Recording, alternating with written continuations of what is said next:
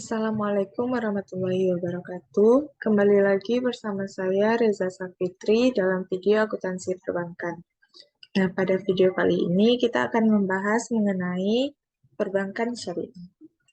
Nah, kita masuk pada pembahasan pertama, yaitu pada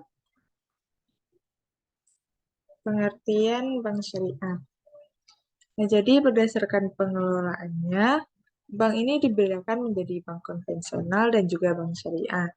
Pada pertemuan sebelum-sebelumnya kita sudah membahas mengenai bank konvensional. Nah, jadi pada pertemuan kali ini kita akan membahas mengenai bank syariah, yang mana dasar hukum bank syariah ini diatur dalam Undang-Undang Nomor 21 Tahun 2008 tentang Perbankan Syariah. Nah, menurut Undang-Undang Nomor 21 Tahun 2008, bank syariah merupakan bank yang menjalankan kegiatan usaha berdasarkan prinsip syariah atau prinsip hukum Islam. Nah, di mana prinsip syariah Islam yang dimaksud di sini mencakup prinsip keadilan dan keseimbangan, kemaslahatan, universalisme, serta tidak mengandung gharar, maisir, riba, zalim, dan objek yang haram sebagaimana sudah diatur dalam Fatwa Majelis Ulama Indonesia. Eh, Berdasarkan jenisnya, bank syariah ini terbagi atas dua. Yang pertama, bank umum syariah, yaitu bank syariah yang dalam kegiatannya memberikan jasa dalam lalu lintas pembayaran. Yang kedua, bank bank pembiayaan rakyat syariah, yaitu bank syariah yang dalam kegiatannya tidak memberikan jasa dalam lalu lintas pembayaran. Nah, setelah mengetahui pengertiannya, kita lanjut. Apa sih ciri-ciri dari bank syariah ini? Nah, di sini ada 5 ciri-ciri dari bank syariah. Yang pertama yaitu adanya kesepakatan dan persamaan pemikiran ketika melakukan akad perjanjian, sehingga tidak ada yang dapat dirugikan atau adanya penyesalan dari kedua belah pihak, dan tidak kaku dalam melakukan tawar-menawar jumlah nominal selama itu dalam batas yang wajar. Yang kedua yaitu pengarahan dana masyarakat dalam bentuk deposito ataupun tabungan wadiah oleh pihak bank dijadikan sebagai amanah yang harus dijaga. Nah, sehingga pihak bank tidak semena-mena dalam mengalokasikan simpanan tersebut. Yang ketiga yaitu penggunaan persentase atau adanya bunga dalam pembayaran ataupun akad itu harus dihindari karena dapat merusak cita-cita perbankan yang bebas dari bunga. Selanjutnya itu tidak melakukan kontrak pembiayaan dengan menetapkan perhitungan berdasarkan keuntungan pasti yang ditetapkan di muka. Sehingga ketika peminjam berada dalam masa sulit, dirinya tidak berada dalam kubangan pensaliman.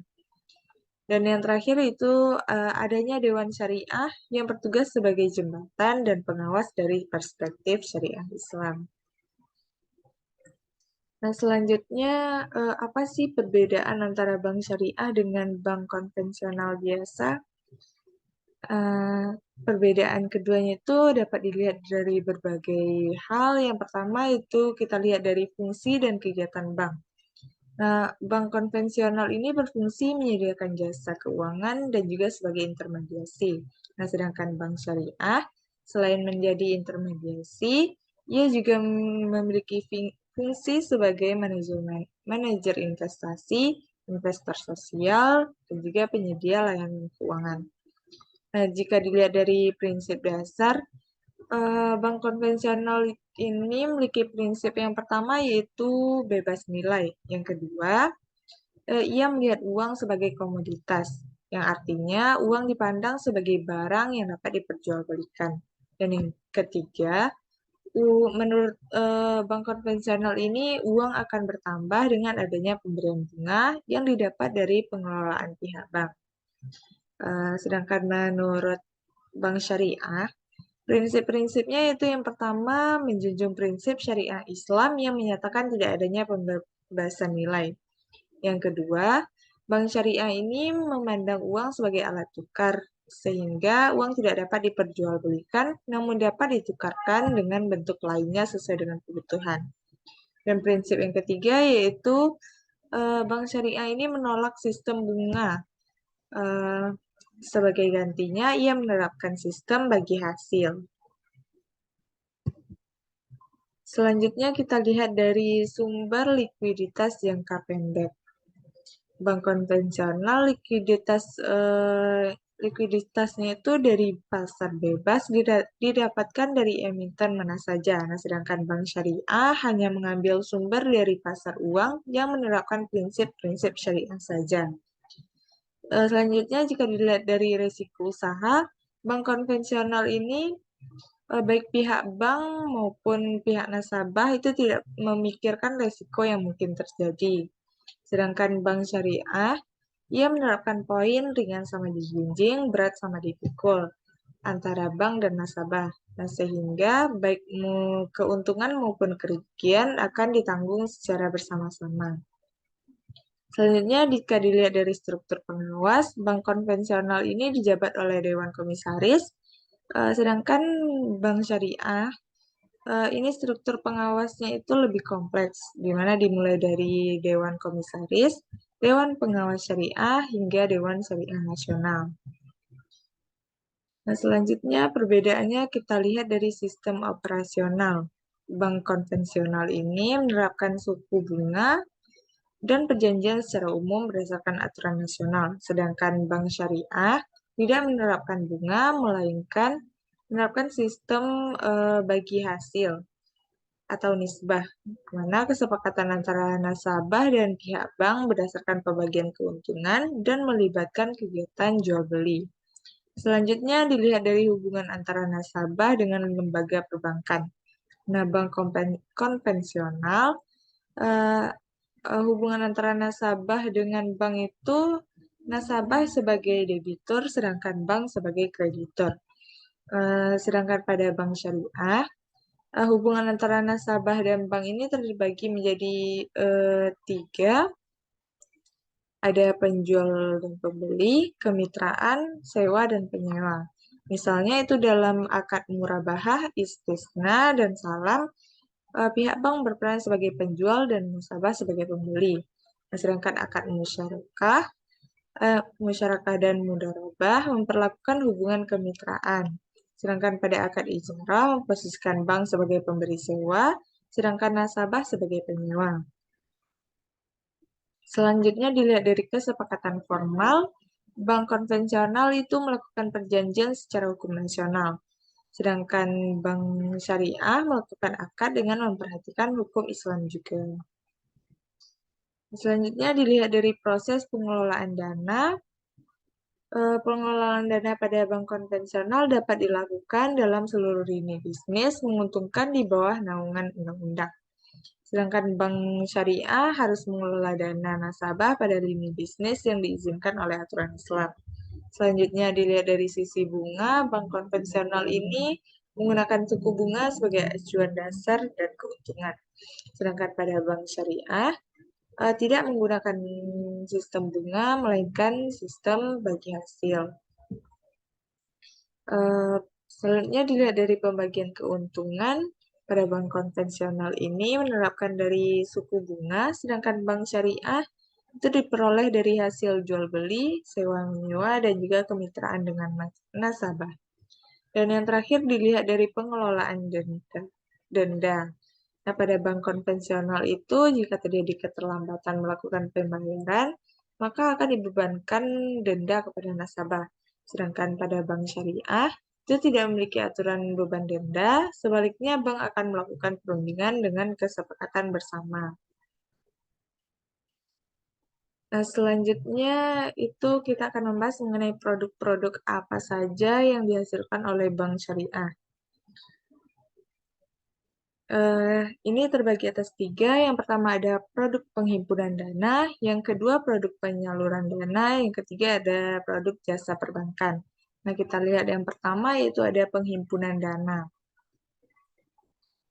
Eh, Produk penghimpunan dana di dalamnya itu bank syariah produk penghimpunan dana di dalam bank syariah antara lain ada giro, tabungan, dan deposito sebagaimana pada bank konvensional. Nah, prinsip yang diterapkan dalam bank syariah terkait hal ini yang pertama yaitu ada prinsip wadiah, di mana diterapkannya prinsip wadiah yang dilaksanakan adalah wadiah damanah yang diterapkan pada rekening produk giro.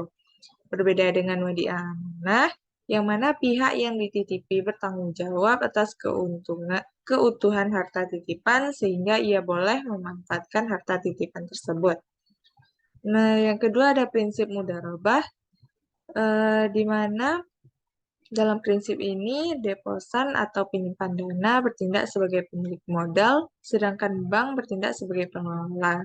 Nah, dana yang disimpan oleh bank dimanfaatkan untuk melaksanakan pembiayaan, dan dalam hal ini, apabila bank memanfaatkannya untuk pembiayaan mudharabah, maka bank mempunyai tanggung jawab atas kerugian yang bisa saja terjadi. Selanjutnya yaitu kita masuk pada produk penyaluran dana. Dalam produk penyaluran dana, yang pertama itu ada prinsip jual beli atau BAI. Akad jual beli dilaksanakan karena terdapat pemindahan kepemilikan barang. Keuntungan bank dijabarkan di depan dan juga harga yang dijual. Itu terdapat 3 jenis jual beli. Yang pertama ada BAI al-murabahah, yang kedua ada BAI as-salam, dan yang ketiga ada BAI al-istisna. Yang kedua yaitu ada prinsip sewa atau ijarah. Ijarah ialah kesepakatan pemindahan hak guna atas barang atau jasa dengan cara sewa tanpa diikuti pemindahan kepemilikan atas barang yang disewa. Nah, di dalamnya bank menyewakan peralatan kepada nasabah dengan cara biaya yang sudah disetujui secara nyata sebelumnya atau telah disepakati sebelumnya. Dan yang ketiga yaitu ada prinsip bagi hasil atau syirkah. Nah, ada 2 jenis produk di dalam prinsip bagi hasil ini. Yang pertama yaitu ada musyarakah, yaitu salah satu produk syariah yang mana ada 2 pihak atau lebih yang bekerja sama untuk meningkatkan aset yang dimilikinya bersama, di mana semua pihak memadukan sumber daya yang telah dimiliki, baik yang dalam bentuk wujud, nyata, ataupun fisik, ataupun tidak berwujud. Yang kedua yaitu ada murabahah, yaitu kerjasama antara 2 orang atau lebih, yang mana pemilik modal percaya terhadap modal, mempercayakan modalnya kepada pengelola dengan perjanjian pembagian keuntungan. Perbedaan yang menjadi dasar di antara musyarakah dengan murabahah ini, dengan mudharabah adalah kontribusi terhadap manajemen dan keuangan pada masyarakat diberikan dalam dan dipunyai 2 orang atau lebih. Sedangkan pada mudharabah, modal dimiliki hanya oleh satu pihak saja. Nah, dan yang terakhir itu ada produk jasa perbankan. Jadi selain dapat melaksanakan aktivitas penghimpunan dan juga penyaluran dana, bank juga dapat memberikan jasa kepada nasabah dengan mendapatkan imbalan berupa sewa atau keuntungan. Jasa tersebut dapat berupa yang pertama yaitu ada Sharp atau jual beli valuta asing, yaitu aktivitas jual beli mata uang asing yang tidak sama tetapi harus dilaksanakan di waktu yang sama. Nah, bank akan memperoleh keuntungan untuk jasa jual beli ini. Yang kedua itu ada ijarah atau sewa, yaitu aktivitas menyewakan simpanan atau safe deposit box, dan juga jasa tata laksana administrasi dokumen, dan aktivitas ini di dalamnya bank akan memperoleh keuntungan sewa dari jasa tersebut. Yang ketiga yaitu ada wakalah, yaitu melibatkan pemberi kuasa dengan penerima kuasa, seperti misalnya transfer uang, penagihan utang melalui kiring ataupun inkaso, seperti cek, giro, wesel, dan lainnya.